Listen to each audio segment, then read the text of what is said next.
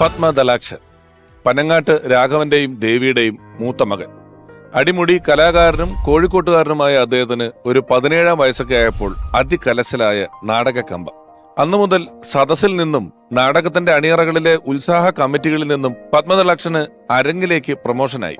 Curtain ഉയർന്നാൽ പനങ്ങാട്ട് പത്മദലാക്ഷന്റെ പൊട്ടിച്ചിരി കൂട്ടുകൾ കണ്ടു രസിക്കാൻ കോഴിക്കോട്ടുകാരങ്ങനെ തടിച്ചുകൂടിയ നാളുകൾക്കൊടുവിൽ മൂടുപടം എന്ന ചിത്രത്തിലൂടെ ആ കലാകാരൻ വെള്ളിത്തിരയിലെത്തി. എന്നാൽ പത്മദലാക്ഷന്റെ പകിട്ടറിയാവുന്ന ഒരു ചിത്രം സംഭവിക്കാൻ പിന്നെയും കുറച്ചു കാലം കൂടി വേണ്ടിവന്നു. ആ ചരിത്ര നിമിഷത്തിന് വിധി നിയോഗിതനായതോ സാക്ഷാൽ വൈക്കം മുഹമ്മദ് ബഷീർ. എവർഗ്രീൻ കൾട്ട് ക്ലാസിക്കായ ഭാർഗവി നിലയം എന്ന ആ ചിത്രത്തിൽ നല്ലൊരു വേഷം സമ്മാനിച്ചതിനോടൊപ്പം ബേപ്പൂർ സുൽത്താൻ ആ കലാകാരന് പുതിയൊരു പേര് കൂടി സമ്മാനിച്ചു: കുതിരവട്ടം പപ്പു.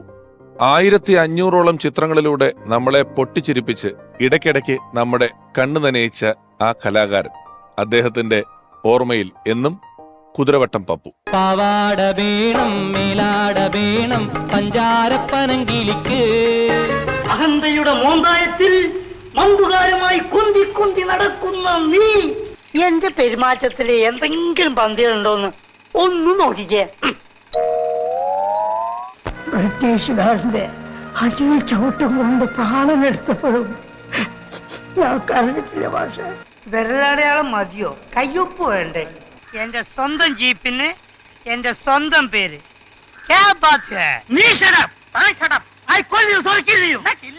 ഞാൻ തുറക്കൂല, തുറക്കൂലടാ പട്ടി.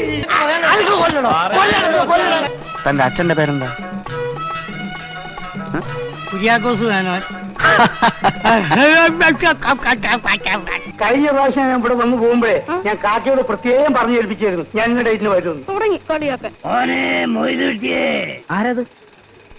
അതാണ് ഞമ്മള് തിരിഞ്ഞു നോക്കും ആരാന്നറിയ പടച്ചോയെ. ഒന്ന് അങ്ങോട്ടോ ഒന്ന് ഇങ്ങോട്ടോ മാറിയാ മതി, ഞമ്മള് ഇഞ്ചിന് തവിട് കൂടി. അധികമൊന്നുമില്ല, 2-3 തിരി എവിടെ കളിയിൽ കിടക്കുക.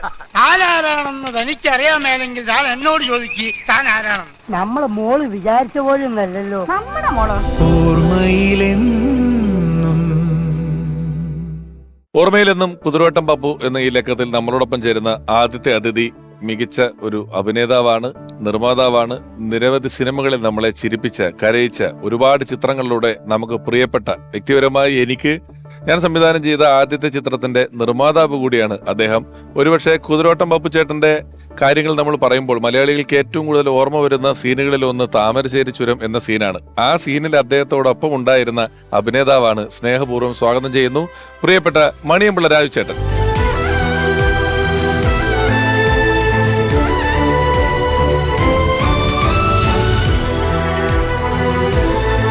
രാജേട്ടാ നമസ്കാരം. നമസ്കാരം. Thank you for coming. Thank you രാജേട്ടാ, ഒരിക്കൽ കൂടി സ്വാഗതം. തൊഴണമല്ലോ. അതെ, പപ്പുവേട്ടനെ തൊഴണം. കുതിരവട്ടം പപ്പു ചേട്ടൻ ഒരുപാട് സിനിമകളിൽ നിങ്ങൾ ഒന്നിച്ച് അഭിനയിച്ചിട്ടുണ്ട്. നിങ്ങളുടെ മദ്രാസ് സിനിമ കാലഘട്ടത്തിലെ വലിയ സൗഹൃദമാണ്. കുതിരവട്ടം പപ്പു ചേട്ടനെ പറ്റിയുള്ള ഓർമ്മകളിൽ, അല്ലെങ്കിൽ കുതിരവട്ടം പപ്പു ചേട്ടൻ്റെതായ കോൺട്രിബ്യൂഷനുകളിൽ ഒരു ക്യാരക്ടറാണോ, എന്താണ് മണിയമ്പിള്ള ചേട്ടനൊരു ഓർമ്മ വരുന്ന ഫസ്റ്റ് കാര്യം എന്ന് പറയുന്നത്? ഞാൻ ഈ മദ്രാശിയിലെ 73 തൊട്ട് 75 വരെ പഠിക്കുന്നതിന് മുമ്പ് തന്നെ ശശിയേട്ടൻ, ഐ വി ശശിയേട്ടൻ ചെയ്ത പടങ്ങളും എല്ലാം സ്ഥിരം കാണാറുണ്ടല്ലോ. അപ്പം നമ്മൾ ഒരാളിൽ നിന്ന്, സിനിമ നടനായാലും ശരി, ഒരു വ്യക്തി ആയാലും ശരി തന്നെ, അയാളിൽ നിന്ന് എന്തെങ്കിലും നമുക്ക് പഠിക്കാനുണ്ടോ എന്നൊന്ന് ആലോചിക്കും. എന്തെങ്കിലും അയാളുടെ ഒരു ചേഷ്ടയോ അയാളുടെ ഒരു ഭാവമോ അല്ലെങ്കിൽ അയാളുടെ ഒരു പെരുമാറ്റമോ ഒക്കെ ജീവിതത്തിലേക്ക് നല്ലതാണെങ്കിൽ പകർത്താൻ ശ്രമിക്കുന്ന ഒരാളാണ്. അപ്പം അന്ന് വരെ കാണാത്ത ഒരു പുതിയ ട്രെൻഡെന്ന് വെച്ച് കഴിഞ്ഞാൽ, ഉള്ള ഡയലോഗ് എന്താണ് പറഞ്ഞിരിക്കുന്നത് അത് അങ്ങനെ നോക്കി ഡബ് ചെയ്തിട്ട് പോവും. അന്നത്തെ കാലത്ത് ലൂപ്പ് സിസ്റ്റം ആണല്ലോ. അപ്പം ആ ഡയലോഗ് നോക്കിയിട്ട് അത് മാത്രം പറഞ്ഞിട്ട് അവനവൻ്റെ ജോലി തീർത്തിട്ട് പോകും. പക്ഷേ പപ്പുവേട്ടൻ മാത്രം കണ്ടിട്ടുള്ള അത്ഭുതങ്ങൾ എങ്ങനെയെന്ന് വെച്ച് കഴിഞ്ഞാൽ, പുള്ളി ചുമ്മാ നിൽക്കുമ്പോഴും വേറൊരാൾ ഡയലോഗ് പറഞ്ഞിട്ട് ഇടയ്ക്ക് ഒരു ലാഗ് എന്നൊക്കെ പറയും സിനിമയിൽ, ഒരു ഗ്യാപ്പ് പറഞ്ഞ് പുള്ളി അത് ഫില്ല് ചെയ്യും. ആ സീൻ ലാഗ് വരാതെ ഫില്ല് ചെയ്യാനുള്ള ഒരു ഐറ്റം ഉണ്ട്. മാത്രമല്ല ഓഫ് സ്ക്രീൻ ഡബ്ബിങ്ങിനൊരു സംഭവമുണ്ട്. ഒരു കാട്ടിൽ കൂടെ നടന്നു പോകുമ്പോൾ തന്നെ ഹീറോയും അദ്ദേഹമായിട്ട് നടന്നു പോകണമെങ്കിലും ഹീറോ മാത്രമാണ് ഫ്രെയിമെങ്കിൽ പുള്ളി ബാക്ക്ഗ്രൗണ്ടിൽ വരുന്നുണ്ട്. പക്ഷെ പുള്ളി അവിടെ ഡബ് ചെയ്യും. ഈ ഡീറ്റെയിലൊക്കെ ഇല്ല. അവിടെ സൂക്ഷിക്കണം. ആന, മയിൽ, ഒട്ടകം എന്നൊക്കെ പറഞ്ഞ് പുള്ളിയുടെ ഈറ്റയിലുണ്ട് സംഭവം.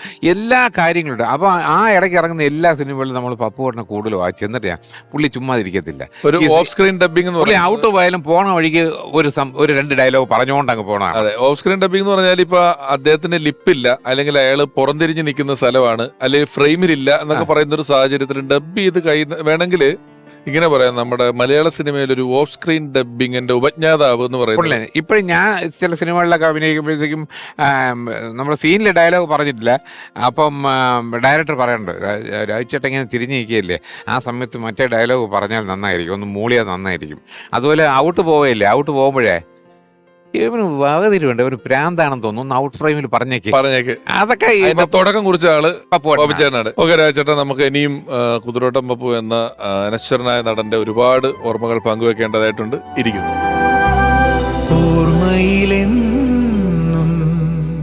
രാജേട്ടാ, ഒരു പക്ഷേ ഞാനിപ്പോ ആമുഖത്തിൽ പറയും പപ്പുചേട്ടനെ പറ്റി പറയുമ്പോൾ നമുക്ക് പെട്ടെന്ന് ഓർമ്മ വരുന്നു ഒരുപാട് സീനുകളും ഒരുപാട് ഡയലോഗുകളും അദ്ദേഹത്തിൻ്റെതായിട്ട് മലയാള സിനിമയിൽ പിന്നെയും പിന്നെ റീൽസിലും ട്രെൻഡായിട്ടും ഒക്കെ ഉപയോഗിക്കുന്നുണ്ടെങ്കിലും ഈ താമരശ്ശേരി ചുരമാണ് നമുക്കൊരു വളരെ പോപ്പുലർ ആയിട്ടുള്ള ഡയലോഗുകളിൽ ഒരെണ്ണം. ആ ചിത്രം നിർമ്മിച്ചത് രാജചേട്ടനാണ്. ആ സീനില് രാജചേട്ടനാണ് കൂടെ ഉള്ളത്. കാരണം രാജുവേട്ടനും പപ്പുചേട്ടനും കൂടെ ഒരാളും കൂടെ ഉണ്ട്, മെയ്തീന്. പക്ഷെ ഡയലോഗ് ഇല്ല. മെയ്തീൻ ഇടയ്ക്ക് ഇതിന് എടുത്തു കൊടുക്കും. മൊയ്തീൻ ഒരു ഡയലോഗോ മറ്റേ ഉള്ളത് വന്നിട്ട് ഇതിന് ഹൗസിംഗ് ഒന്നും ഇല്ലേടോ, ചിലതിനുണ്ടാവില്ല, ചിലതിനുണ്ടാവില്ല എന്ന് മറ്റൊരു വരിയാണ് ഈ മൊയ്തീൻ പറഞ്ഞിരിക്കുന്നത്.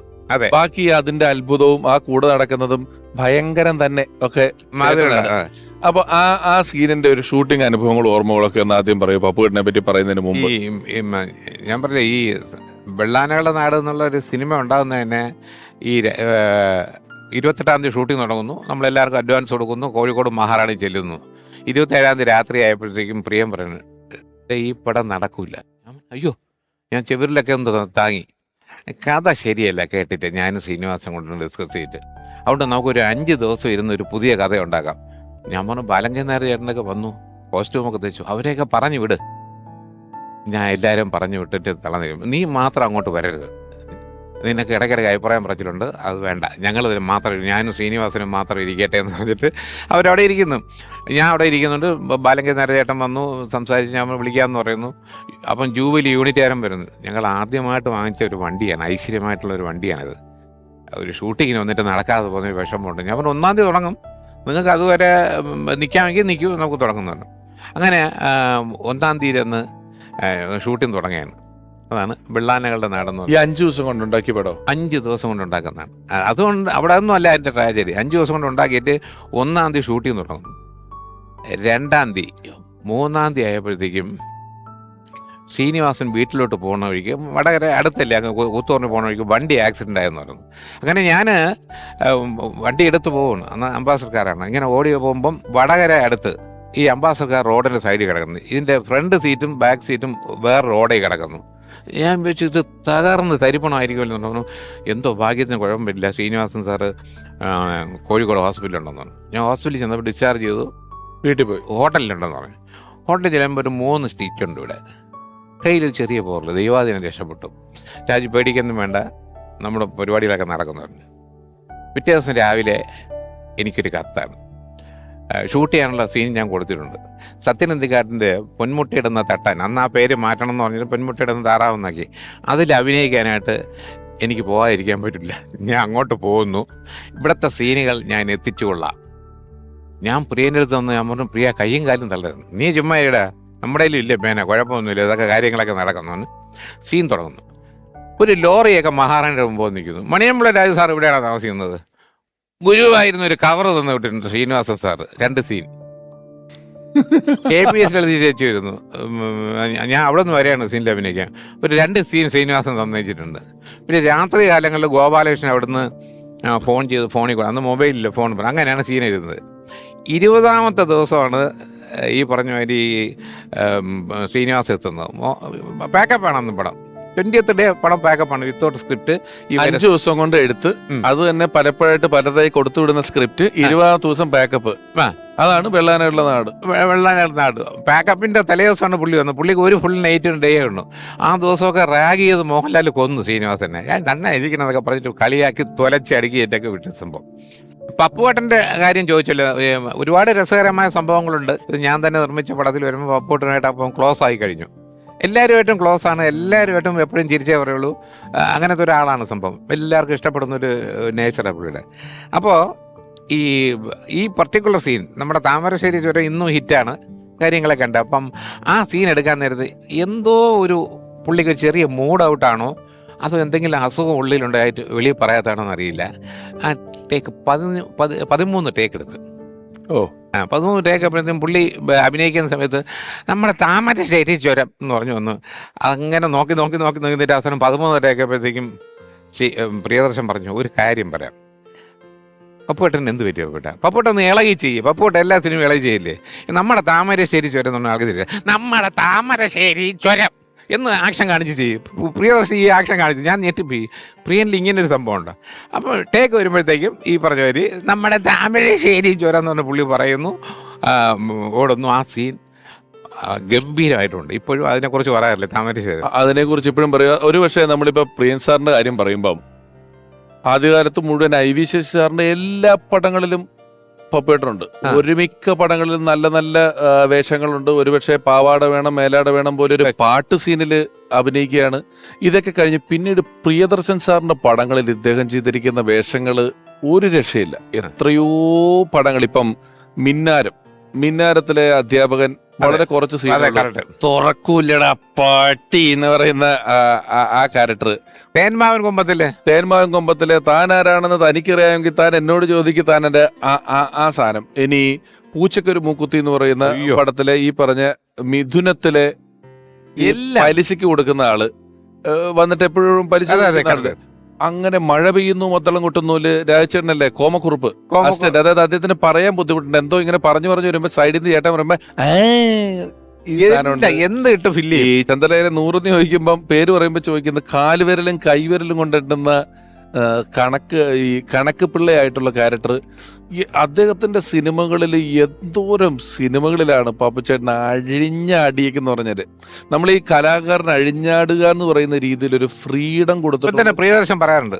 നല്ലൊരു സബ്ജക്റ്റ് ഉണ്ട്, പക്ഷെ എന്ത് ചെയ്യാനാ പപ്പുച്ചേട്ടൻ ഇല്ലാതെ എങ്ങനെ ഇതൊക്കെ എടുക്കുന്നത്? നമ്മൾ ആരാ വെച്ച് എടുക്കാൻ ഇതൊക്കെ? അന്നത്തെ കാലത്ത് പല ആർട്ടിസ്റ്റുകളും ഡയറക്ടർക്ക് ഒന്ന് രഹസ്യമായിട്ട് പറയാൻ ഞാൻ കണ്ടിട്ടുണ്ട്, എൻ്റെ ഡബ്ബിങ്ങേ പപ്പുവേട്ടൻ്റെ കഴിഞ്ഞിട്ടേ വെക്കാവുള്ളേ. എന്താ കാര്യം അറിയാം? പുള്ളി അങ്ങ് വളർന്ന് കയറും, ഇടയിലും വേലയിലും മറ്റേ പറയുന്നത് എന്നൊക്കെ പറഞ്ഞു ശബ്ദങ്ങളൊക്കെ ഇട്ട് മറ്റേ ഒന്നുമില്ലാതായിപ്പോ അശോകായിപ്പോവും. അങ്ങനെ ചെയ്ത് കളയുന്നുള്ളൂ. ഇനി ഒരാളെ കൂടെ ഞാൻ നമ്മുടെ പരിപാടിയിലേക്ക് സ്വാഗതം ചെയ്യുകയാണ്. അദ്ദേഹം ഒരുപക്ഷെ നമ്മുടെ ഈ എപ്പിസോഡുകൾ നമ്മൾ ഇതുവരെ ചെയ്തിട്ടുള്ള ഓർമ്മയില്ലെന്ന് പറയുന്ന എപ്പിസോഡുകളിൽ വന്ന സംവിധായകരിൽ എണ്ണം കൊണ്ട് നമ്മളെ അത്ഭുതപ്പെടുത്തുന്ന ഒരാളാണ്. ഏകദേശം 167ഓളം ചിത്രങ്ങൾ സംവിധാനം ചെയ്ത സംവിധായകൻ. ഒരുപാട് ചിത്രങ്ങളിൽ പപ്പുച്ചേട്ടന് മികച്ച വേഷങ്ങൾ നൽകിയിട്ടുള്ള ഒരാൾ, പപ്പുച്ചേട്ടനുമായിട്ട് മികച്ച സൗഹൃദം നിലനിർത്തി പോകുന്ന ഒരാൾ. ഏറെ ബഹുമാനപൂർവ്വം സ്വാഗതം ചെയ്യുന്നു പ്രിയപ്പെട്ട പി ചന്ദ്രകുമാർ സർ.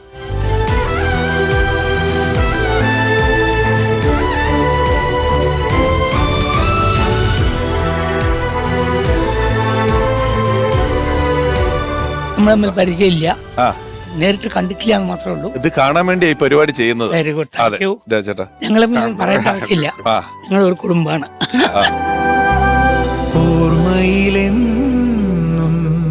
രാജേട്ടന് ചന്ദ്രകുമാർ സാറിന്റെ 3-4 പടത്തിൽ നായകനെ കണ്ടല്ലേ? പിന്നെ 4-5 പടങ്ങളിൽ നായകനാണ്. 7 സിനിമയിൽ നായകനാണ് എന്റെ മണിമുള്ള രാജ. ചില്ലറക്കാരനല്ല. വേറെ സംഭവം പറയാ, ഞാൻ നായകനായിട്ട് അഭിനയിക്കുന്ന സിനിമയിലെ 2 പാട്ടുള്ള പടം 13 ദിവസം കൊണ്ട് തീർക്കാണ്, ഒരു ഷോട്ട് ബാലൻസ് ഇല്ലാതെ. സത്യം പറഞ്ഞ ഞാൻ മുകേഷും കൂടെ അഭിനയിച്ച പടം ഉണ്ടല്ലോ, PC 369 എന്നുള്ള പടത്തില്. അത് നമ്മള് ഷൂട്ട് ചെയ്തത് മറ്റേ പാലക്കാട് മലമ്പുഴ ഫോറസ്റ്റ് മറ്റേ സ്ലിപ്പ് അല്ല, അത് ചെയ്തത് കുറുക്കൻ രാജ. ശരി. എല്ലാം നല്ല കോമഡി പടങ്ങളാണ്. അന്ന് താജ് എന്നൊരു റൈറ്ററും ഉണ്ടായിരുന്നു, അദ്ദേഹം മരിച്ചുപോയി. അപ്പം ഞങ്ങൾ നല്ല രസമായിരുന്നു കാര്യം. ഈ 13 ദിവസം കൊണ്ട് പടം തീർക്കണമെങ്കിൽ ഡയറക്ടർ ഹെഡ് മാസ്റ്റർ കൂടെ നിന്നാൽ മാത്രം പോരാ. നമ്മുടെ പപ്പുവേട്ടനുമായിട്ടുള്ള ഒരു ആത്മബന്ധം തുടങ്ങുന്നത് എപ്പോഴാണ്, എങ്ങനെയായിരുന്നു? പപ്പോട്ടിനെ ഞാൻ കാണുന്നത് ഡോക്ടർ ബാലകൃഷ്ണന്റെ കമ്പനിയിൽ വെച്ചിട്ടാണ്. ഡോക്ടർ ബാലകൃഷ്ണനാണ് എന്നെ ഒരു സംവിധായകനായി മാറ്റിയത്. എന്നെ മാത്രമല്ല, മലയാള സിനിമയിൽ ഒരുപാട് പേരെ, ഹരിഹരൻ, AB രാജ്, ഇവൻ സത്യനന്ദിക്കാട്, ഞാൻ ഒക്കെ ഡോക്ടർ ബാലകൃഷ്ണന്റെ പ്രൊഡക്ട്സാണ് സത്യം പറഞ്ഞ. ആ കയ്യിലൂടെയാണ് ഞങ്ങളൊക്കെ വന്നിട്ടുള്ളത്. അപ്പോൾ അവിടെ അന്ന് ഭാർഗവനിലേക്ക് അഭിനയിച്ച് കഴിഞ്ഞിട്ട് അതിൻ്റെ പപ്പോട്ടിന് വർക്കുകളൊന്നും ഇല്ലാതായപ്പോൾ ഇവരൊരു ഗ്രൂപ്പ് ഉണ്ടായിരുന്നു മദ്രാസിൽ. നിലമ്പൂർ ബാലൻ, കുതിരവട്ടം പപ്പു, പിന്നെ നമ്മുടെ നെല്ലിക്കോട് ബസ്സിന് താമസമില്ലായിരുന്നു. ഇവരൊക്കെ താമസിക്കുന്നവരാണ് അവിടെ ഒരു റൂമിൽ. ഹമീദ് കാക്കശ്ശേരി, നമ്മുടെ ക്യാമറമാൻ രാമചന്ദ്ര ബാബു, അപ്പോൾ പിന്നെ നമ്മുടെ നടൻ സുകുമാരൻ, പിന്നെ ഈ കൂട്ടത്തിലുള്ളതാണ് രവി മേനോൻ, സുരാസു. ഇതൊക്കെ വൈകുന്നേരത്തെ കമ്പനി പാർട്ടി. അപ്പോൾ സ്ട്രഗ്ലേഴ്സാണ്, ഭയങ്കര കഷ്ടപ്പാടുന്ന കാലഘട്ടത്തിൽ. വൈകുന്നേരം ആകുമ്പോൾ ഡോക്ടർ ബാലകൃഷ്ണൻ്റെ ക്ലിനിക്ക് കഴിയുമ്പോൾ കുറച്ച് നേരം ഡോക്ടർ ഹാപ്പി ആയിരിക്കും, അവർ ഡോക്ടറുടെ കൂടെ കൂടാം, ഡോക്ടർ കുറേ തമാശകൾ പറയും. അപ്പോൾ ഡോക്ടർ ഇവരൊക്കെ കഷ്ടങ്ങൾ കണ്ടിട്ട് പറയും, നമുക്കൊരു സിനിമ എടുക്കണം ഇവർക്ക് റോൾ ഉണ്ടാക്കാൻ വേണ്ടിയിട്ട്. അപ്പോൾ എന്ത് സിനിമ എടുക്കണം എന്നറിയില്ല, എന്ത് റോൾ ഉണ്ടാക്കില്ല. എന്നിട്ട് ഡോക്ടർ ഡയറക്റ്റ് ചെയ്ത എല്ലാ പടത്തിനും ഡോക്ടർ സെറ്റിൽ വരാറില്ല. ഡോക്ടർ ഇങ്ങനെ എഴുതി തരും, ഞാൻ ക്ലിനിക്കിലേക്ക് പോകണം, ചന്ദ്രൻ പോയി തുടങ്ങിക്കോ. സത്യത്തിൽ ഞാൻ അങ്ങനെയാണ് എനിക്ക് ഫ്രീ ആയിട്ട് ഇൻഡിപെൻഡൻ്റ് ആയിട്ട് വർക്ക് ചെയ്യാൻ ചാൻസ് കിട്ടുന്നത്. അപ്പോൾ ഡയറക്റ്റ് ചെയ്യാൻ വളരെ ഈസിയാണ്. കാരണം തെറ്റ് ചെയ്താലും എൻ്റെ പേരിലല്ല ഡോക്ടറുടെ ഷോൾഡറിലാണ് വരുന്നത്. പക്ഷേ എഡിറ്റർ വെങ്കട്ടാൻ പറയും, ചന്ദ്രൻ അത് ഇങ്ങനെയാണ് ചെയ്യേണ്ടത്, ഇങ്ങനെ കറക്റ്റ് ചെയ്യണം എന്ന് പറയുന്ന കാലഘട്ടം. അതും അന്ന് ബ്ലാക്ക് ആൻഡ് വൈറ്റ് ഫിലിമാണെങ്കിൽ ഫിലിം ഭയങ്കര കോസ്റ്റ്ലിയാണ്, പേടിയാണ്. അപ്പോൾ 1 ടേക്ക് 2 ടേക്ക് പോയാൽ എല്ലാവരും മുട്ട് വിറയ്ക്കുന്ന കാലഘട്ടമാണ്. അയ്യോ ഫിലിം. അപ്പോൾ പപ്പോട്ടനും ഈ പട്ടം സദൻ, ഇവർ രണ്ടായിരുന്നു ഗ്രൂപ്പ്. ഇവരെ രണ്ടുപേരും കൺട്രോൾ ചെയ്യുക എന്നുള്ളത് ഭയങ്കര പ്രശ്നമായിരുന്നു. ഇവർ 10 മിനിറ്റ് നമ്മൾ ശ്രദ്ധിച്ചില്ലെങ്കിൽ ഇവർ മുങ്ങിക്കളയും. പിന്നെ ചോദിക്കുമ്പോൾ ഞങ്ങൾ മൗണ്ട് റോഡിൽ നിൽക്കുകയാണ്, ഓട്ടോറിക്ഷയിലുണ്ടെന്ന് പറയും.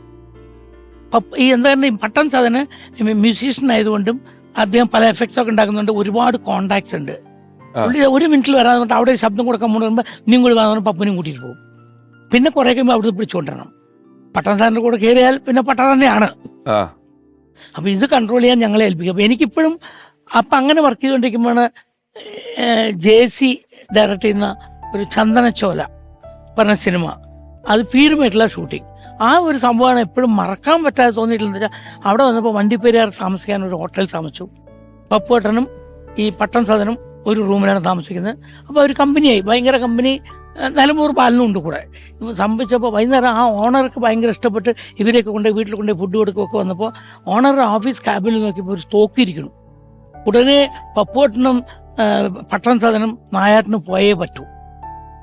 അപ്പോൾ ആ പുള്ളി ഞാനീ നമ്മുടെ രാജാവിന്റെ കഥകളിലൊക്കെ നായാട്ടിന് പോവുക എന്നുള്ള പ്രയോഗമൊക്കെ കേൾക്കുന്ന കേട്ടോ.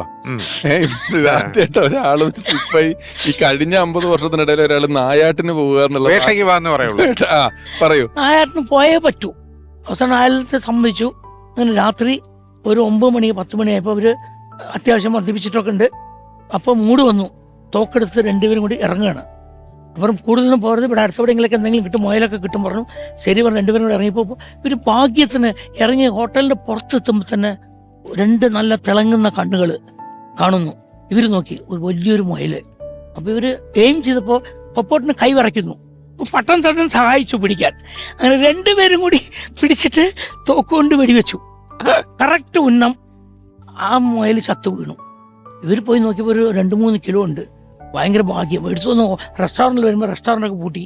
അപ്പോൾ അവർക്ക് കുക്ക് ചെയ്യാൻ പറ്റില്ല. ശരി, നാളെ രാവിലെ കുക്ക് ചെയ്യാൻ പറഞ്ഞിട്ട് ഇവർ ഒന്ന് റൂമിൻ്റെ അവിടെ കൊണ്ടു വെച്ചിട്ട് കിടന്നുറങ്ങി. പിറ്റേ ദിവസം രാവിലെ വാതിലിൽ ആരോ വന്ന് തട്ടുന്നു. വാതിൽ തുറക്കുമ്പോൾ അടുത്ത പള്ളിയിൽ അച്ഛനാണ്. അയാളുടെ ആസ്ട്രേലിയൻ പൂച്ചേനെയാണ് ഇവർ വെടിവെച്ച് കൊന്നത്. പുള്ളിയുടെ ആസ്ട്രേലിയൻ പൂച്ചയായിരുന്നത്. ഇവർ മുയലാണെന്ന് പറഞ്ഞ് വെടിവെച്ച് കൊന്ന് വലിയൊരു പൂച്ചേനാണ്. അതിനെ വീട്ടിൻ്റെ റൂമിൻ്റെ മുന്നിൽ വെച്ചിട്ടുണ്ട്. പള്ളിയിലച്ഛൻ ലോഹയൊക്കെ മടക്കി കുത്തി നിന്നിട്ട് പച്ചത്തൊടി. ഇവർ രണ്ടുപേരും ഒരു റിയാക്ഷൻ ഇല്ലാതെ നിൽക്കണു. കഴിഞ്ഞിട്ട് കുറേ നേരം പള്ളിയച്ഛൻ പോയപ്പോൾ ഇവർ ചോദിക്കണം എന്താ ഉണ്ടായതെന്ന്. ഇവർക്ക് തന്നെ അറിയില്ല എന്താ ഉണ്ടായത്. ഇവർ വെടിവെച്ചതാണോ കൊന്നതാണോ ഒന്നും ഇവർക്കറിയില്ല. അത് ഭയങ്കര സംഭവം, ഞാൻ ആദ്യമായിട്ടാണ് കേൾക്കുന്നത്. പിന്നെ ഒരു ദിവസം ഷൂട്ടിങ് നോക്കുമ്പോൾ രണ്ടുപേരെ കാണാനില്ല. അപ്പോൾ എവിടെ തിരഞ്ഞിട്ട് എവിടെയും നോക്കി കാണില്ല. അപ്പോൾ ഒരു രാവിലെ തൊട്ട് തിരഞ്ഞു. ഒരു 4 മണിയായപ്പോൾ ഒരു ഫോൺ വരുന്നു. പീരുമേട് പോലീസ് സ്റ്റേഷൻ്റെ അടുത്തുള്ള ഒരു ബൂത്തിൽ നിന്നാണ്. എന്താ വെച്ചപ്പോൾ കള്ള് ഷാപ്പിൽ രണ്ടുപേരും പണയം വെച്ചിരിക്കുകയാണ്, കാശില്ലായിരുന്നു സാർ കൊടുക്കാൻ.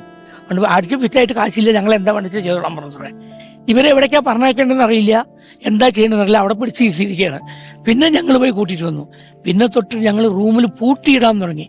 കാരണം ഇവരൊക്കെ പപ്പോട്ടൻ എന്ത് സീൻ കൊടുത്താലും പട്ടൻ സദൻ വന്നിട്ട് അത്ര സീരിയസ് അല്ല, പുള്ളി വളരെ കെയർലെസ്സായി നടക്കും. പപ്പോട്ടൻ സീൻ കൈ കിട്ടിയ പിന്നെ പപ്പോട്ടൻ ആ ഇതിനോട് ഭയങ്കര ആത്മാർത്ഥതയാണ്. അപ്പോൾ പിന്നെ പുള്ളി ടെൻഷനാണ്. ഫിലിം ആയതുകൊണ്ട് ടേക്ക് 2 വരും, അത് ഭംഗിയാക്കുക എന്നുള്ളതും ഭയങ്കര ടെൻഷനാണ് പപ്പോട്ടിന്. പിന്നെ നമ്മളോട് സംസാരിക്കേണ്ടത് ആ കഥാപാത്രം മാത്രമാണ്. പപ്പോട്ടിന്റെ കുറെ ഡയലോഗുകൾ പിന്നീട് ആളുകൾ എടുത്ത് ഉപയോഗിച്ചിട്ടുണ്ട്. ഇപ്പം ടാസ്ക് വിളിയിടുക എന്നുള്ളത് വളരെ പോപ്പുലർ ആയിട്ട് നിൽക്കുന്നുണ്ട്. ആ ചെറിയ സ്പാനറിങ് എടുക്കുക പറയുന്നതാണ് ഇപ്പൊ ശരിയാക്കി തരാന്ന് പറഞ്ഞിട്ടുള്ള പലരും ഇപ്പോഴും പല പണിയെടുക്കുമ്പോഴും ഇപ്പൊ ശരിയാക്കി തരാന്ന് പറയുന്ന ഡയലോഗുകള് അങ്ങനെ ഇനിയുണ്ട്. അദ്ദേഹത്തിന്റെ മണിച്ചിത്രത്താഴിലെ കഥാപാത്രം, മണിച്ചിത്രത്താഴിലെ കഥാപാത്രത്തില് വാര്യംപള്ളി എന്താ മോനെ സ്കൂട്ടറിൽ സൈക്കിളിൽ വരുന്ന ആളോട് ചോദിക്കുക, എന്നെ ഒന്ന് സൂക്ഷിച്ചു നോക്കിയേ, എനിക്ക് എന്തെങ്കിലും കുഴപ്പമുണ്ടോന്ന് ചോദിക്കുന്ന സീൻ ഇപ്പൊ നിങ്ങൾ കണ്ടാൽ ശരിക്കൊരു കുഴപ്പമുണ്ട് അതിനകത്ത്. ഒരു ചെറിയ കുഴപ്പവും ആ വെള്ളം വെള്ളം വെള്ളം വെള്ളം എന്ന് പറഞ്ഞ് ചാടി പോകുന്ന സീനുകള് നമ്മൾ അങ്ങനെ ചിന്തിക്കുമ്പം ഈ അങ്ങാടിയിലല്ലേ പാവാട വേണം മേലാട വേണം എന്നുള്ള പാട്ടൊക്കെ ഉള്ളത്. അങ്ങനെ അഭിനയിക്കുന്നു, ഇങ്ങനെ അഭിനയിക്കുന്നു. ഇനി ദി കിങ് എന്ന് പറയുന്ന മമ്മൂക്കയുടെ സിനിമയിൽ ഒരു സ്വാതന്ത്ര്യ സമര സേനാനി പെൻഷൻ കിട്ടാൻ നടക്കുന്ന ഒരു കഥാപാത്രമുണ്ട്. അതിന്റെയൊക്കെ ഒരു ഡബ്ബിങ്ങിലെ മോഡുലേഷൻ എന്ന് പറയുന്നത് നമ്മളീ പറയുന്ന പോലെ അപശബ്ദങ്ങളില്ല, ചുമയുണ്ട് അദ്ദേഹത്തിന്. ആ കഥാപാത്രം ചുമച്ച് വർത്താനം പറയുന്ന ഒരാളാണ്. അത് ആ സിനിമയിൽ എനിക്ക് ഓർമ്മയുണ്ട്, 2 കൈയിലും ബ്രിട്ടീഷുകാരിങ്ങനെ പിടിച്ച് നിലത്ത് കിടത്തിയിട്ട് നെഞ്ചത്തിട്ട് ചവിട്ടും, അതിന്റെ ചുമയെന്നൊക്കെ പറയുന്ന ഒരു ഡയലോഗ് ഉണ്ട്. അതൊക്കെ എത്ര ഗംഭീരമായിട്ടാണ് ഈ ഒരു നടൻ പറഞ്ഞു വെച്ചിരിക്കുന്നത്. ഇപ്പൊ നമുക്ക് കമ്പ്യൂട്ടറിൽ ശബ്ദത്തിന്റെ ട്രാക്ക് പിടിച്ച് വെച്ച് സിങ്ക് ചെയ്യാം. അന്ന് ഈ സ്പൂളിലല്ലേ നിങ്ങളൊക്കെ ഡബ് ചെയ്യുന്നത്? ലൂപ്പ് സ്പൂള് എത്തിയിട്ടില്ല, ഫിലിമിലാണ് ലൂപ്പ്. ഫിലിം ലൂപ്പായിട്ട് ഇട്ടിട്ട് ഓരോ ഷോട്ടും ഓരോ ലൂപ്പാക്കിയിട്ട് അത് പ്രൊജക്ടറിൽ അതന്നെ റിപ്പീറ്റ് ചെയ്ത് ഓടിക്കൊണ്ടിരിക്കും. അപ്പോൾ അത് വരും, അത് കഴിഞ്ഞ് കുറച്ച് ബ്ലാങ്ക് വരും, വീണ്ടും ആ ഷോട്ട് തന്നെ തിരിച്ചു വരും, അത് ഡബ് ചെയ്യുക, റീടേക്ക് വന്നാൽ വീണ്ടും ബ്ലാങ്കിൽ വെയിറ്റ് ചെയ്യുക, അത് ഞാൻ ഒരു ആരോ മാർക്ക് വരും, നമ്മുടെ ഡയലോഗ് വരുന്നത് ഉറപ്പായി വീണ്ടും ഡബ് ചെയ്യുക. പിന്നെ അത് മൊബൈലിലിട്ട് അങ്ങോട്ടും ഇങ്ങോട്ടും വലിച്ച് ഡയറക്ടർ പറയും take 2, take 3, take 4, take 9, take 10 എന്നിട്ട് ഡയറക്ടർ പറയും ടേക്ക് 1 and 9 ഓക്കെ. അങ്ങനെയും പറയും. 2 ഓക്കെ വയ്ക്കും, 2 ഓക്കെ വെച്ചിട്ട് എടുക്കുന്നതല്ലേ. ഇപ്പൊ അങ്ങനെയല്ലേ നമ്മള് നീ എവിടെ പോകുന്നു എന്നുള്ളതിന് നീ ഓക്കെ അല്ലേ സാർ, എവിടെ ഓക്കെ അല്ലേ സാർ, പോകുന്നു, ഇങ്ങനെ 3 പീസായിട്ട് ഡബ് ചെയ്യാം. ഇതെല്ലാം ഈ പപ്പുവിൻ്റെ ഡെഡിക്കേഷൻ കാര്യം പറയുന്ന അദ്വൈതം എന്നുള്ള പ്രിയദർശൻ്റെ പടത്തിൽ ഇത്രേ പ്രിയം പറഞ്ഞുള്ളൂ. പപ്പുവിനെ ജസ്റ്റ് ആ ക്യൂ ഇങ്ങനെ ഒരാൾ പിടിച്ച് മാറ്റിയതേ ഉള്ളൂ. പക്ഷേ ദേഹ ഉപദ്രവം ചെയ്ത മാതിരി ഒന്ന് പെർഫോം ചെയ്യണം. പുള്ളി പറഞ്ഞിരുന്നതിന് മുമ്പ് ആ ഉടുപ്പ് അങ്ങോട്ട് വലിച്ചു കീറി, എന്നിട്ട് ആ കോഴിക്കോട് തറയുണ്ടല്ലോ മറ്റേ ചെളിയെ കളത്ത്, അതിലൊരു 3 റൗണ്ട് ഉരുണ്ട്, എന്നിട്ട് എണീറ്റ് മുടിയൊക്കെ വെച്ചിട്ട് ആള് മാറി. എന്തോ ഗുരുതരമായിട്ട് അദ്ദേഹത്തെ മർദ്ദിച്ച മാതിരിയുള്ള രൂപമാക്കി എടുത്തു കഴിഞ്ഞു. അദ്വൈതത്തില് മുകുന്ദേട്ട സുമിത്ര വിളിക്കുന്ന പോലെ ആ പഞ്ചായത്തിൽ പൈപ്പ് കൊണ്ടുവരാൻ വേണ്ടി ശ്രമിക്കുന്നൊരു ആള് ഭയങ്കരമാണ്. അപ്പോ ഈ പപ്പുവേട്ടനൊക്കെ എത്ര ശ്രമിച്ചിട്ടും പൈപ്പ് വരാത്തതാണ് ഈ ശ്രീനിവാസൻ വിളിച്ചു കഴിഞ്ഞപ്പം അറിയാതെ യാദൃശ്യമായിട്ട് പൈപ്പ് വരുന്നത്.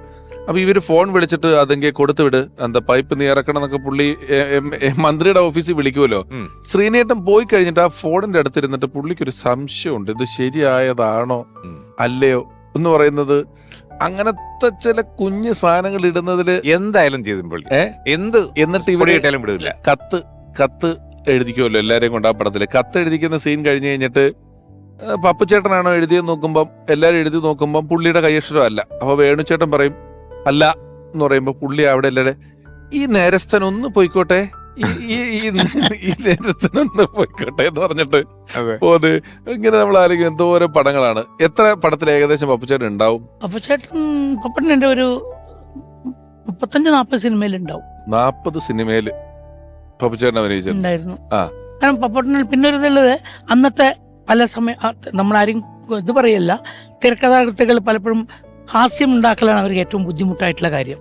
അതുകൊണ്ട് ഇവിടെ ഒരു ഹാസ്യരംഗം ചേർക്കണം എന്നാണ് നമ്മുടെ വലിയ വലിയ തിരക്കഥാർത്ഥികൾ എനിക്ക് എഴുതി തന്നിട്ടുള്ള സ്ക്രിപ്റ്റിലൊക്കെ അയച്ചില്ല. അപ്പോൾ ഇവിടെ നിന്ന് ഹാസ്യരംഗം ചേർക്കണം എന്നുള്ളൂ, എന്താണെന്നില്ല, കഥാപാത്രം എന്താണെന്നില്ല. അപ്പോൾ അവിടെ വരുമ്പോൾ ഡിസ്കസ് ചെയ്യണം. പൊപ്പോട്ടാ മാളരവിന്ദനുണ്ടാവും, പൊപ്പോട്ടിനുണ്ടാവും, പട്ടണത്തിനുണ്ടാവും, ലളിത ചേച്ചി. ഇവരുടെ പേര് ലളിത ചേച്ചിയാണ് അന്ന് കോമഡി പേര്. എൻ്റെ ആദ്യത്തെ സിനിമയിൽ തൊട്ടിട്ട് അവരാണ് ലളിത ചേച്ചിയുടെ മുഖത്ത് ക്യാമറ വെച്ചിട്ടാണ് ഞാൻ ഫസ്റ്റ് തുടങ്ങുന്നതാണ് 77.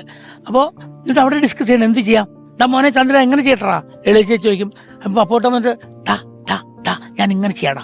എന്നിട്ട് പപ്പോട്ടിന് ചില ടെക്നിക്കുകളുണ്ട്, ഇത് അവരോട് പറയണ്ട, ഞാൻ ടേക്കിൽ ചെയ്തോളാം എന്ന് പറയും.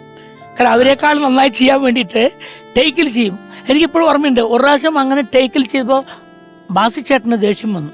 അടൂർ ജലതരംഗം പറഞ്ഞ എൻ്റെ സിനിമയിൽ പപ്പോട്ടിനും അടൂർ ബാസിയും കൂടെ അഭിനയിക്കുമ്പോൾ ബാസി ചേട്ടൻ എല്ലാവരും ഓവർടേക്ക് ചെയ്ത് നന്നായി ചെയ്യും, ഭയങ്കരമായിട്ട് ഷൈൻ ചെയ്യും, ആർക്കും വിട്ടുകൊടുക്കില്ല. അപ്പോൾ അതിനെ ഓവർകം ചെയ്യാൻ വേണ്ടിയിട്ട് ഞാൻ ഒരു ഐഡിയ പപ്പോട്ടിനെ ഡിസ്കസ് ചെയ്തു. ഞാൻ ഇപ്പം മിണ്ടണ്ട പറഞ്ഞു. പപ്പോട്ടനത് ടേക്കിൽ ചെയ്തു. അത് കഴിയുമ്പോൾ ബാസിയേട്ടൻ്റെ മുഖമൊക്കെ മാറി. മിസ്റ്റർ, നിങ്ങൾ വല്ലതും ചെയ്യാൻ റിഹേഴ്സൽ ചെയ്ത് കാണിക്കണം, ടേക്കിലല്ല ചെയ്യേണ്ടത് പറഞ്ഞു. അദ്ദേഹം അതേ ചെയ്യാറുള്ളൂ, പക്ഷെ വേറൊരാൾ പാടില്ല. ഈ 10-30 പടം പപ്പോട്ടിനെ ഡയറക്റ്റ് ചെയ്തിട്ടുണ്ടല്ലോ, എന്നെങ്കിലും നിങ്ങൾ തമ്മിലൊന്നും തെറ്റി എന്തെങ്കിലും ചൂടാവേണ്ട സിറ്റുവേഷൻ വന്നിട്ടുണ്ടോ? ഇടയ്ക്കിടയ്ക്ക് കൊടുക്കും. ഉണ്ടല്ലേ? എന്തെങ്കിലും അല്ല, ഇടയ്ക്കിടയ്ക്ക് കൊടുക്കും. കാരണം പപ്പോട്ടനെ നമ്മൾ പറഞ്ഞു നോക്കും, കുറച്ച് കഴിയുമ്പോൾ പപ്പോട്ടനെ കാണാൻ പറ്റില്ല. എവിടെയാ പപ്പോട്ട പോയിരിക്കുന്നത്? അത് മോനെ എന്റെ നാട്ടിൽ നിന്ന് ഒരാൾ വന്നു, ചുമ്മാ ഒരു ദിവസം വെറുതെയാണ്. ഇടയ്ക്ക് 2 മണിക്കൂർ പോയിട്ട് അപ്പുറത്തെ സ്റ്റുഡിയോ പോയിട്ട് അഭിനയിക്കുന്നുണ്ടാവും, ഞാൻ കാണാതെ. എന്നിട്ട് അവിടെ പോയി പിടിച്ചുകൊണ്ടിരുന്നത് നമ്മുടെ ഡേറ്റ് ആയിരിക്കും. ചോദിച്ചാൽ അത് അവര് പാവങ്ങളല്ലടാ, നിനക്ക് എപ്പോ വേണമെങ്കിൽ ഞാൻ തരില്ലേ, അവർക്ക് ഇന്നല്ല കൊടുത്തു, ഇങ്ങനെയൊക്കെ പറഞ്ഞ് അഡ്ജസ്റ്റ് ചെയ്യും. പപ്പോട്ടിന്റെ സ്ഥിരം പതിവാണ്. പക്ഷെ അവിടെ വന്നിരുന്ന് രാവിലെ വന്നിരുന്ന് അവിടെ കിടന്ന് തട്ടിക്കളിച്ച് ഉരുണ്ട് കളിച്ച് എങ്ങനെയും ആ ഹാസ്യരംഗം എന്താണെന്ന് പുള്ളി ഉണ്ടാക്കി വെച്ചിട്ടുണ്ടാവും. അത് കറക്റ്റായി ചെയ്തിരിക്കും. അങ്ങനെയാണ് ആ മണ്ണിന്റെ മണമുള്ള കവിത ആദ്യം ഇതൊക്കെ പപ്പോട്ടൻ ഉണ്ടാക്കുമ്പോൾ ഞാൻ ചിരിക്കാറുണ്ട്. മാളാരവിന്ദൻ പപ്പോട്ടനോട് ആ പീരുമേട് മുഴുവൻ തെക്കുമുടക്കം നടന്നിട്ടുണ്ടാക്കുന്നതാണ്. ആ അഗ്നിമുഖം പറഞ്ഞ സിനിമയൊക്കെ ചെയ്യുമ്പോൾ അത് 12 ദിവസം കൊണ്ട് 4 പാട്ടും 4 ഫൈറ്റും സിനിമയും തീർത്തതാണ് ആ പടം. ഇതൊക്കെ എങ്ങനെയാ ഇതൊക്കെ നടക്കുന്നത്? ഇതൊക്കെ കാണുമ്പോൾ വലിയ കുഴപ്പമില്ലല്ലോ. ഇതൊക്കെ എങ്ങനെ, നിങ്ങൾക്ക് വേറെ വല്ല പരിപാടികൾ അറിയാം? ഇത് എങ്ങനെയാണ്? 67 പടം ചെയ്തു, ഇത്രയും സംവിധാനം ചെയ്തതാണ്. അപ്പൊ എന്തുമാത്രം ക്ഷമയുണ്ടെന്നുള്ളതിന് ഒരു തെളിവ് ഞാൻ പറഞ്ഞുതരാം. ഈ അടുത്ത കാലത്ത് മോഹൻലാൽ പടത്തിൽ അഭിനയിച്ചിട്ട് ഇദ്ദേഹം കൊണ്ടുവരും, ഞങ്ങൾ ഒന്നിച്ച് അഭിനയിക്കുന്നുണ്ട്. അപ്പൊ ആ ഒരു ബോഡി കൊണ്ടുവന്ന സീനിൽ പുള്ളി ഒരു കുടയായിട്ട് നിൽക്കുമ്പം അതിനകത്തുള്ള ഒരു വർക്കർ വന്നു പറഞ്ഞു, ഹലോ ഒന്ന് മാറിയുന്നേ, ഈ ഫ്രണ്ടിൽ ആർട്ടിസ്റ്റൊക്കെ നിൽക്കുന്നില്ല, അവരൊക്കെ അവർ ഒന്ന് ബാക്ക് ചെയ്യുന്നേ എന്ന് പറയും. അപ്പോൾ ഇദ്ദേഹം ചിരിച്ചുണ്ട്, ഞാൻ ബാക്ക് ചെയ്യുന്ന അങ്ങ് മാറി നിന്ന് വളരെ ഒബീഡിയൻ്റ് ആയിട്ട് ആ പയ്യൻ പറയുന്ന കേട്ട് ഞങ്ങൾ മാറി നിന്ന്. ഞാൻ രാത്രി മോഹൻലാലിൻ്റെ പറഞ്ഞു ഇങ്ങനൊരു സംഭവം ഉണ്ടായിരുന്നു. അപ്പം പുള്ളി പറയണു, അയ്യോ 167 പടം ചെയ്ത ആളാണ്, ആ മനുഷ്യൻ്റെ തന്നെ അവനെ കാലി തൂക്കി തറയടിക്കുകയല്ലേ വേണ്ട. അല്ല, അവർക്ക് അറിയില്ല, അവരെ കുറ്റം പറഞ്ഞിട്ട് കാര്യമില്ല. അവർക്ക് ഇത് അവർക്കറിയില്ല, അവരെ കുറ്റം പറഞ്ഞിട്ട് കാര്യമില്ല. ഇത് രണ്ടും പറയുമ്പോഴേ ഒരു കാര്യമുണ്ട്. ഇത് രണ്ടും പറയുമ്പോ ഈ നമുക്ക് നമ്മൾ ആരാന്നറിയാലോ, ചിലർക്ക് അത് വെച്ചിട്ടൊരു ദേഷ്യം വേണേ വരാം. നിനക്ക് ഞാൻ ആരാന്നറിയാവോടൊന്നൊരു ചോദ്യം വരാം. നിങ്ങൾക്കത് വരുന്നില്ല അല്ലെ? അത് ഇപ്പൊ ഈ പറയുന്നൊരു സംഭവം ഇങ്ങനൊരു ആളോട് സാറ് പറഞ്ഞതിനകത്ത് കറക്റ്റാണ്. ഒരു പക്ഷേ ഇപ്പൊ ഈ TV പരിപാടിയിൽ ഇന്ന് ഈ പരിപാടി എയർ ചെയ്യുമ്പം കാണുന്ന എത്രയോ പേർക്ക് ചിലപ്പോൾ പുതിയ മുഖമായിരിക്കും ഇത്. കാരണം ഡയറക്ടറിന്റെ മുഖം വന്ന് അതിനെന്താ ഉദാഹരണം വെച്ചാൽ, ഈ അടുത്ത കാലത്ത് ഞാൻ ട്രെയിനിൽ വരുമ്പോ എന്നോട് ഒരാൾ ചോദിച്ചു, എന്താ പണി?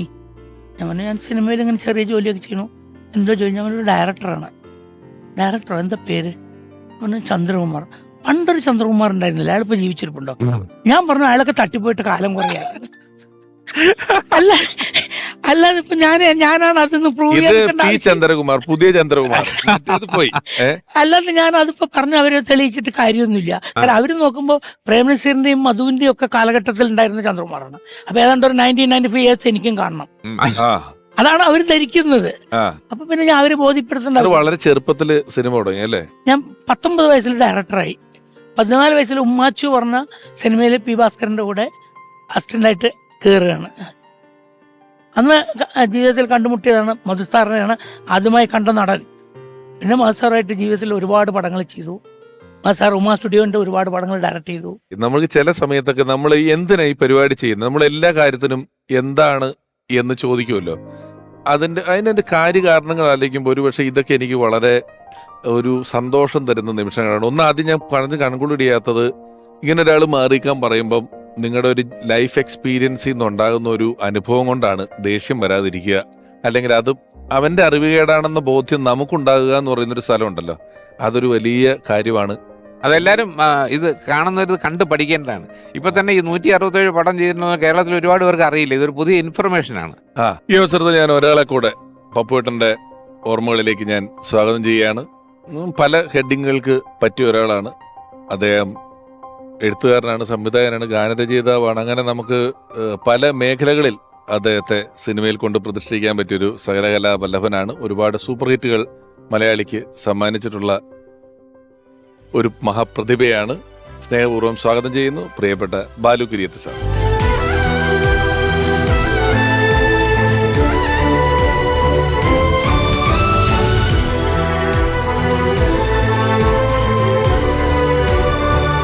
എന്റെ ശിഷ്യനും കൂടിയാണ്.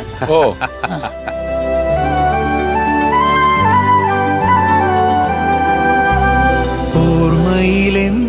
ബാലുഗിരി സാർ, ഞങ്ങള് പപ്പുവേട്ടന്റെ പല പല ഓർമ്മകളും കാര്യങ്ങളൊക്കെ പറഞ്ഞുകൊണ്ടിരിക്കുകയായിരുന്നു.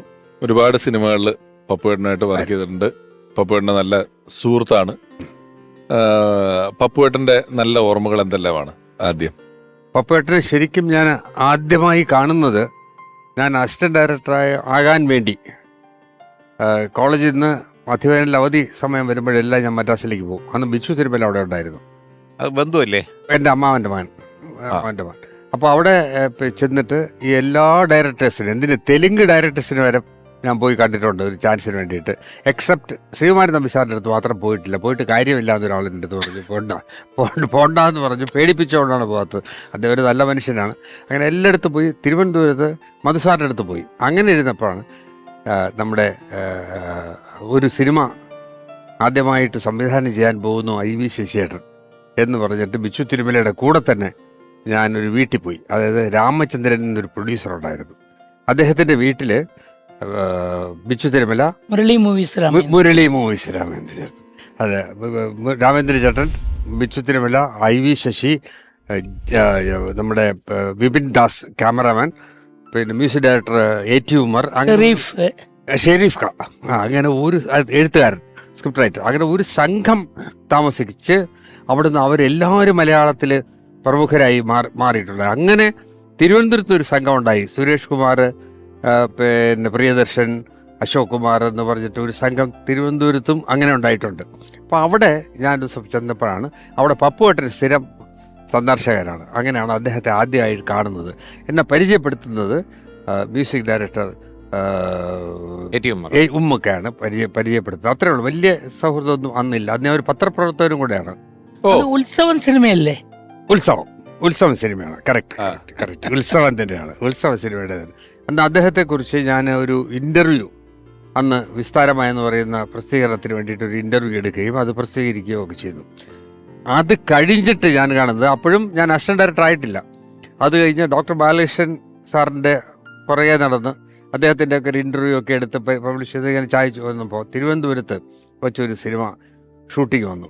അദ്ദേഹത്തിൻ്റെ സിന്ദൂരം എന്നാണ്. JC സാറാണ് ഡയറക്റ്റ് ചെയ്യണം. അപ്പോൾ എൻ്റെ അടുത്ത് പറഞ്ഞു, തിരുവനന്തപുരത്ത് ഏറ്റവും നല്ല ഒരു വീട് വേണം എന്ന് പറഞ്ഞപ്പോൾ ഞാൻ 2 വീടുകൾ വേണം. ഒന്ന് പഴയതും ഒന്ന് പുതിയതും. ഒന്ന് നമ്മുടെ രാഗിണി മാഡത്തിൻ്റെ അഭിനേത്രിയായിട്ടുള്ള രാഗിണി, ലളിതാപത്മിനി രാഗിണി മാഡത്തിൻ്റെ ഹസ്ബൻഡിൻ്റെ വീട് തിരുവനന്തപുരത്ത്, ഇന്നത്തെ IG ഓഫീസ്. അതും ഇന്നത്തെ IG ഓഫീസ് അവരുടെ വീടാണോ? അവരുടെ വീട്. അതെ, അവരുടെ വീടാണ് ഇന്നത്തെ IG ഓഫീസ്. ചെറിയ വീട്. അത് മാത്രമല്ല, അതിന്റെ അപ്പുറം ഇപ്പുറം 2 വീടുണ്ട്. 3 വീടും അവരുടെ ആണെന്നാണ് തോന്നുന്നത്. ആ വീട് ചെന്ന് ഞാൻ തമ്പി അങ്കിളിൻ്റെ അടുത്ത് ചോദിച്ചപ്പോൾ അദ്ദേഹം പറഞ്ഞു, ചെയ്തോളൂ, ഷൂട്ട് ചെയ്തോളൂ എന്ന് പറഞ്ഞു. വേറൊരെണ്ണം കുന്നുകുഴിയിൽ ഡാമർ ബ്രദേഴ്സിൽ എൻ്റെ ഒരു വീട്, പുത്തൻ വീട്, പാലുകാഴ്ചതേ ഉള്ളൂ, അതും സംഘടിപ്പിച്ചു. അപ്പോൾ ഞാനിങ്ങനെ ഈ നമ്മുടെ തിരുവനന്തപുരം ഭാഷയെ പറഞ്ഞ അല്ല, കുന്നുകുഴിയിലെ ഡാമർ ബ്രദേഴ്സ് BKN പിള്ള, ഡാമർ ബ്രദേഴ്സ് BKN പിള്ള. അപ്പോൾ ആ 2 വീടും സെറ്റ്. ആ BKN പിള്ള എൻ്റെ ഒരു അകന്ന റിലേഷനാണ്. അപ്പോൾ അത് സെറ്റ് ചെയ്തു. അങ്ങനെ അതായത് ഷൂട്ടിങ്ങിന് വേണ്ടി 2 വീട് അറേഞ്ച് ചെയ്ത് കൊടുക്കുക. അപ്പോൾ തിരുവനന്തപുരം ഭാഷയെ പറഞ്ഞ അസ്മാദി എന്ന് പറയും, കൂടെ നടക്കുന്നവൻ, സിനിമാക്കാരുടെ കൂടെ നടക്കുന്നവൻ അസ്മാദി. പക്ഷെ സംവിധായകനാവണമെന്നാണ് ആഗ്രഹം. അപ്പോഴും ഞാൻ കോളേജിൽ ഫൈനൽ ഇയർ BSc പഠിക്കുകയാണ്, MG കോളേജിൽ.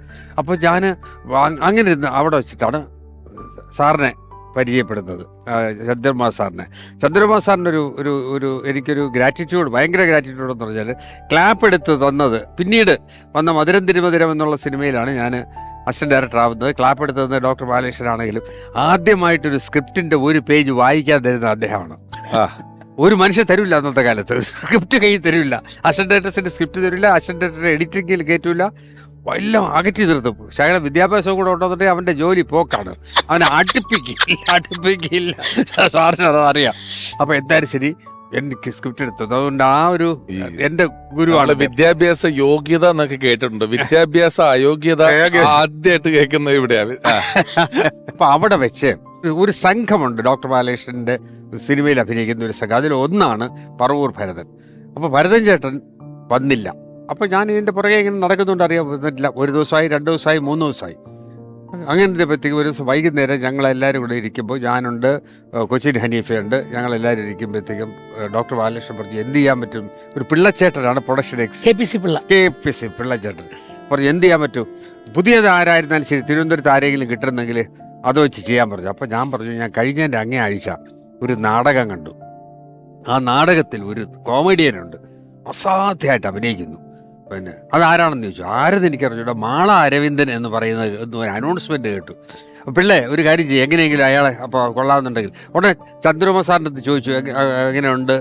പിന്നെ അപ്പോൾ ബാലു പറഞ്ഞു കൊള്ളാമെന്ന് ഇങ്ങനെ പറഞ്ഞു എന്ന് പറഞ്ഞു. അത് കഴിഞ്ഞ് പപ്പുവേട്ടൻ, അതിൽ അട്ടമാരൻ പപ്പുവേട്ടനെ അടുത്ത് വിളിച്ച് ചോദിച്ചു ഇങ്ങനൊരു നാടകത്തിലുള്ള ഒരാളെ അറിയാമോ എന്ന് ചോദിച്ചു. അറിയാമോ, എടുക്കനാ, നന്നായിട്ട് ചെയ്യുമെന്ന് പറഞ്ഞു. അങ്ങനെയാണ് കുതിരവട്ടം മാള അരവിന്ദൻ ആദ്യമായി സിനിമ നടനായി വരുന്നത്. മാള അരവിന്ദൻ മാളാന്ന് ടെലഗ്രാം കൊടുത്തു. പിറ്റേ 2 ദിവസം കഴിഞ്ഞപ്പോൾ അദ്ദേഹം പപ്പുവേട്ടനാണ് ഇതിന്റെ ഒരു ഗ്യാരണ്ടി കൊടുക്കുന്നത്.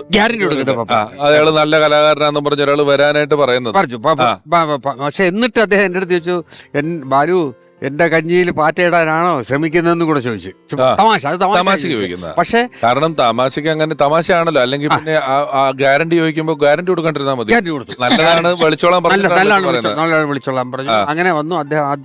പിന്നെ സിനിമാ നടനായി മാറി. അത് വൈകുന്നേരം പക്ഷെ പറഞ്ഞു ഈ നിൽക്കുന്ന പിന്നെ ഇദ്ദേഹം അസിസ്റ്റന്റ് ഡയറക്ടറല്ല, ഡോക്ടർ ബാലകൃഷ്ണന്റെ വേണ്ടപ്പെട്ട ഒരാളാണ്. ഇദ്ദേഹവും പത്രപ്രവർത്തകനാണ്. ഇദ്ദേഹവും പിന്നെ റെക്കമെൻഡ് ചെയ്തത് ഞാനാണ്, ഞങ്ങൾ ആണ് വേണ്ടത്. പിന്നെ അസോസിയേറ്റ് ഡയറക്ടറും ഇതിന് സമ്മതം മൂളിയിട്ടുണ്ട്. അപ്പോൾ അദ്ദേഹം കഴിക്കില്ല, നമുക്കൊരു ഫുള്ള് വാങ്ങിച്ചുകൊണ്ട് വരണമെന്ന് പറഞ്ഞിട്ട് വൈകുന്നേരം ഇദ്ദേഹത്തെ കൊണ്ട് ഒരു ഫുൾ ബോട്ടിലൊക്കെ മേടിപ്പിച്ച് ഒരു പാർട്ടിയൊക്കെ നടത്തിച്ചു പപ്പുവേട്ടൻ. അങ്ങനെയാണ് പപ്പുവേട്ടനായിട്ട് വലിയൊരു ആത്മബന്ധം ഉണ്ടാകുന്നത്. ബന്ധം ഈ മാളച്ചേട്ടനെ കാസ്റ്റ് ചെയ്യൽ വഴിയായിട്ടാണ് പപ്പുച്ചേട്ടനുമായിട്ടൊരു ബന്ധം ഉണ്ടാകുന്നത്. ഞാൻ മദ്രാസിൽ ഞാൻ തിരക്കുള്ള ഡയറക്ടറായി കഴിഞ്ഞപ്പോൾ നമ്പർ 2 ഇന്ദിരാഗാന്ധി സ്ട്രീറ്റ്, അതായത് പിന്നെ പ്രസാദ് സ്റ്റുഡിയോയുടെ നേരെ എതിരെ, രാജുവിനൊക്കെ അറിയാം, അതിൻ്റെ എതിരെയുള്ള വഴി ചെന്നിട്ട് റൈറ്റിലോട്ട് തിരിച്ച് ലെഫ്റ്റ് തിരിച്ച് വലിയൊരു സ്ട്രീറ്റുണ്ട്. ആ സ്ട്രീറ്റിൽ ഏറ്റവും ടോപ്പായിട്ടുള്ള സിനിമാക്കാർ താമസിക്കുന്ന, ഫോർ എക്സാമ്പിൾ ബാലു മഹേന്ദ്രൻ എൻ്റെ വീട്ടിൻ്റെ നേരെ എതിരെ.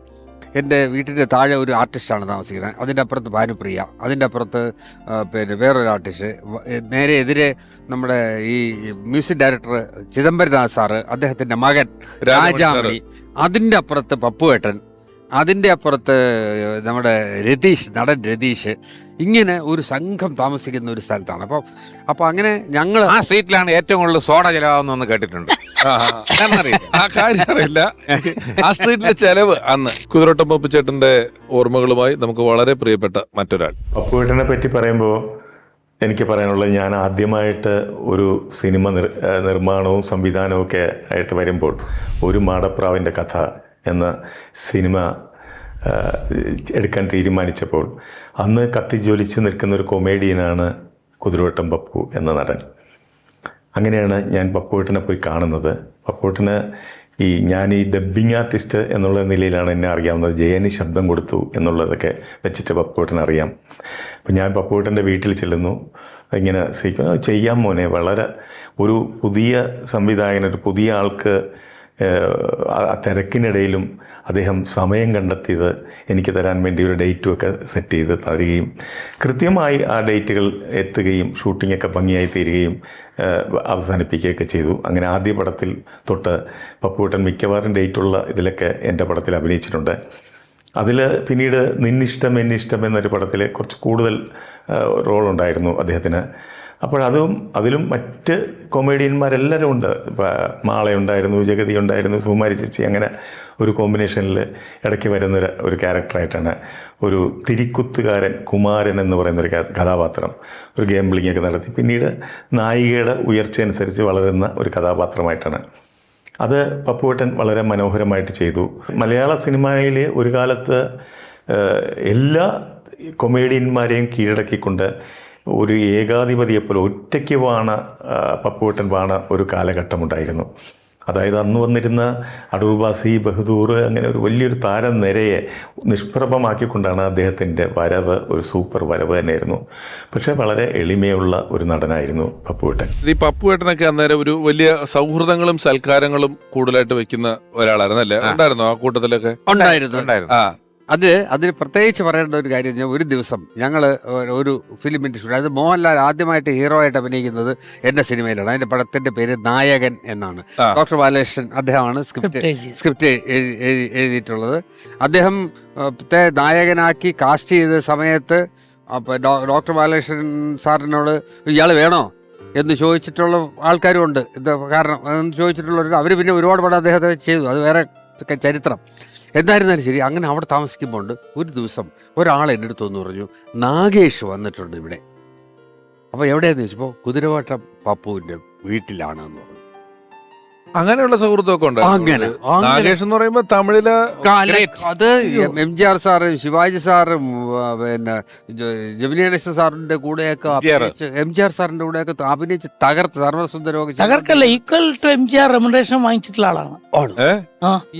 MGR എന്ന് കൊടുക്കണം, സെയിം റെമുനറേഷൻ എനിക്കും കിട്ടണം എന്ന് പറഞ്ഞിട്ടാണ് വാങ്ങിച്ചിട്ടുള്ളത് നാഗേഷ് എന്ന് പറയുന്ന. അതെ. അപ്പൊ അത്രയും പവറുള്ള ആളുമായിട്ടാണ് പപ്പുചേട്ടൻ വീട്ടിൽ കമ്പനി. ഞാൻ ചോദിപ്പോ അവിടെ വന്നിരിക്കുന്നു. അപ്പൊ ഇത് കാണാമോ എന്ന് നോക്കണം. അപ്പൊ ഇതിന് ഒറ്റ വഴിയേ ഉള്ളൂ, രതീഷിന്. അപ്പൊ അന്ന് ഷൂട്ടിംഗ് ഇല്ല. രതീഷിന് ഞാൻ പറഞ്ഞു, രതീഷ് എനിക്കൊന്ന് പുള്ളി ഒന്ന് കാണണം എന്ന് പറഞ്ഞു. ഞാൻ ഡയറക്ടറാണ്, പക്ഷെ എന്നിട്ടൊന്ന് കാണണം. അത്ര ആരാധന കൊണ്ടാണ് ഞാൻ ചെന്നു, കണ്ടു. അപ്പോൾ അദ്ദേഹം പറഞ്ഞു, സർവർ സുന്ദര റീമേക്ക് ചെയ്ത് കഴിഞ്ഞു ആ കാലഘട്ടം. എൻ്റെ ഓർമ്മ ശരിയാണെങ്കിൽ പപ്പു എന്ന് പറഞ്ഞൊരു സിനിമ പപ്പുവേട്ടൻ ഹീറോ ആയിട്ട് അഭിനയിച്ചു. അങ്ങനെ അതാണ് സർവ്വസുന്ദരം. നന്നായിട്ട് ചെയ്യുകയും ചെയ്തു. അപ്പോൾ പക്ഷേ ഈ ഞങ്ങൾ അവിടെ ചെന്ന് സംസാരിക്കുമ്പോൾ ഈ നാഗേഷ് സാറിൻ്റെ സംസാരം എന്ന് പറഞ്ഞാൽ എന്നെക്കാട്ടിയും വലിയ ആക്ടറാണ് പപ്പു എന്നാണ് പറയണത്. ഈസ് എ ഗ്രേറ്റ് ആക്ടർ, ഞാൻ ഒരു ചിന്ന ആക്ടർ എന്നാണ് പറയുന്നത്. അത്ര ഒരു അങ്ങനെ പറയുന്ന ഒരാളെ ഞാൻ കണ്ടിട്ടുള്ളൂ, ശിവാജി സാർ മാത്രമേ ഉള്ളൂ. എപ്പോഴും വളരെ എളിമയോടുകൂടി പറയുന്നത്. അങ്ങനെ അതിനുശേഷം പിന്നീട് ആ ഒരു സിറ്റിംഗ് കഴിഞ്ഞതിന് ശേഷം പിന്നീട് ഇടയ്ക്കിടയ്ക്ക് അവിടെ പോവുകയും എൻ്റെ 2 സിനിമകളിൽ അവർ പപ്പുവേട്ടൻ അഭിനയിക്കുകയും ചെയ്തു. ആദ്യത്തെ സിനിമ എന്ന് പറഞ്ഞാൽ എവർഷൈൻ പ്രൊഡക്ഷൻസിൻ്റെ മമ്മൂട്ടി, മേനക, സുവേട്ടൻ ഒക്കെ അഭിനയിച്ചിട്ടുള്ള ഒന്നും മിണ്ടാത്ത ഭാര്യ, ഊട്ടിയിലായിരുന്നു. സാറിന്റെ പടത്തിൽ അഭിനയിച്ചാണ് പറയുന്നത്? എൻ്റെ പടത്തിൽ ഭാര്യ എന്നുള്ള പടത്തിലാണ്. അപ്പോൾ എൻ്റെ അടുത്ത് ചോദിച്ചു, എൻ്റെ അപ്പോൾ ക്യാരക്ടർ പറഞ്ഞു കഴിഞ്ഞപ്പോൾ എൻ്റെ വീട്ടിൻ്റെ അടുത്ത് ഒരു ബാപ്പുട്ടി എന്ന് പറയുന്ന ഒരു കഥാപാത്രമുണ്ട്. അയാൾ ഈ പേപ്പർ തയ്യാറക്കുപ്പിക്കാരനാണ്.